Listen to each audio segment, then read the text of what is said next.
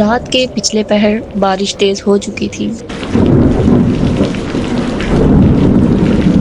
گاؤں کے پرانے گھر کی چھت پر بوندوں کا شور، ہوا کی سرسراہٹ، کھڑکیوں کی تھرتھراہٹ نے ماحول کو خوفناک بنا دیا تھا۔ عائشہ اپنی نانی کے انتقال کے بعد پہلی بار یہاں آئی تھی۔ یہ گھر برسوں سے بند پڑا تھا۔ پرانی لکڑی کی خوشبو، دیواروں پر لگے دھندلے عکس اور دروازوں کی چرچراہٹ نے تنہائی کا احساس اور گہرا کر دیا تھا۔ عائشہ نے رات کا وقت کتاب پڑھنے میں گزارنے کی کوشش کی، لیکن عجیب سا بے چینی کا احساس اسے پریشان کر رہا تھا۔ ہوا کبھی بند ہو جاتی، کبھی ایک جھونکا دروازے کو ہلکا سا دھکیل دیتا۔ اسی دوران اسے ایسا محسوس ہوا جیسے اس کے پیچھے کوئی کھڑا ہو۔ دل کی دھڑکن تیز ہو گئی۔ اس نے فوراً مڑ کر دیکھا، لیکن پیچھے کوئی بھی نہیں تھا۔ اچانک روشنی چلی گئی اور پورا گھر اندھیرے میں ڈوب گیا۔ اچانک اس کی نظر باہر صحن میں پڑی۔ جھولا آہستہ آہستہ ہل رہا تھا، حالانکہ ہوا اب بالکل بند ہو چکی تھی۔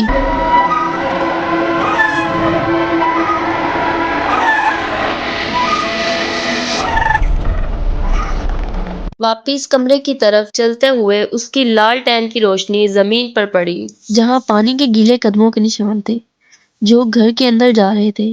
ہمت کرتے ہوئے اس نے نشانوں کا پیچھا کیا۔ یہ نشان مہمان خانے کی طرف لے جا رہے تھے۔ دروازے پر پہنچ کر جیسے ہی اس نے اندر جھانکا، کمرہ خالی تھا۔ لیکن دیوار کے ساتھ ایک پرانا آئینہ پڑا ہوا تھا۔ آئینے پر دھند چھائی ہوئی تھی۔ قریب جانے پر سرگوشیاں سنائی دیں۔ آواز اتنی دھیمی تھی کہ اسے اپنے کانوں پر شک ہونے لگا، لیکن جیسے ہی اس نے آئینے پر روشنی ڈالی، وہ لمحہ حقیقت کا روپ دھار گیا۔ آئینے میں اس کا عکس نہیں تھا، بلکہ ایک اجنبی چہرہ اسے کھالی نظروں سے گھور رہا تھا۔ عائشہ پیچھے ہٹنے لگی، لیکن آئینہ لرزنے لگا۔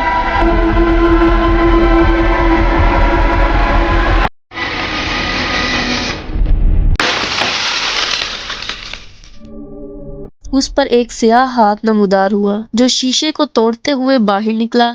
وہ چیخنے لگی، لیکن آواز اس کے حلق میں دب گئی۔ اچانک کمرے کا دروازہ زور سے بند ہو گیا اور عائشہ اندھیرے میں پھنس گئی۔ اچانک ہوا بدل گئی، کمرے میں خوشبو پھیلنے لگی۔ عائشہ نے آنکھیں کھولی تو دیکھا کہ آئینے میں نانی کھڑی تھی۔ وہی مہربان آنکھیں، مگر ان کے چہرے پر سکون کے بجائے خوف تھا۔ عائشہ یہاں سے چلی جاؤ، نانی کی آواز بھاری اور پرزور تھی۔ لیکن کیا ہو رہا ہے؟ عائشہ نے روتے ہوئے پوچھا۔ نانی نے جواب دیا، یہ آئینہ ہمارے گناہوں کا قید خانہ ہے اور آج یہ آزاد ہو رہا ہے۔ عائشہ نے کمرے سے بھاگنے کی کوشش کی، لیکن دروازہ بند رہا۔ پھر اچانک آئینے سے سائے نکلنے لگے جنہوں نے کمرے کو گھیر لیا۔ نانی نے ایک آخری بار کہا، آئینہ توڑ دو۔ عائشہ نے جھجکتے ہوئے میز سے ایک وزنی گلدان اٹھایا اور پوری قوت سے آئینے پر مارا۔ آئینہ چکنا چور ہو گیا اور ساتھ ہی عائشہ بے ہوش ہو کر زمین پر گر پڑی۔ صبح گاؤں کے لوگوں نے عائشہ کو بے ہوش حالت میں پایا۔ آئینہ ٹوٹا ہوا تھا اور اس میں صرف نانی کا عکس رہ گیا تھا، جو اب مکمل سکون سے نظر آ رہی تھی۔ جیسے ہی عائشہ کو ہوش آیا، اسے دوبارہ نانی کی آواز سنائی دینے لگی، لیکن اب نانی کی آواز میں خوف کی بجائے سکون تھا۔ عائشہ، تم نے بہت ہمت دکھائی، تم ایک بہادر لڑکی ہو، تم نے اس بوجھ کو ختم کر دیا جو اس خاندان پر نسلوں سے تھا۔ لیکن یاد رکھو، اس دنیا میں ہر چیز کا راز وقت کے ساتھ کھلتا ہے۔ یہ آئینہ ٹوٹ گیا ہے، مگر اس کے اثرات ہمیشہ رہیں گے۔ اس سے بچنے کے لیے ہمیں نیت کو صاف اور دل کو پاک رکھنا ضروری ہے۔ اس کے بعد عائشہ نے فیصلہ کیا کہ وہ گھر کو پھر سے آباد کرے گی، لیکن اس بار وہ خوف کی جگہ امید اور محبت کا مرکز بنائے گی۔ اگر یہ سٹوری آپ کو پسند آئی ہو تو پلیز ویڈیو کو لائک اور شیئر لازمی کریں۔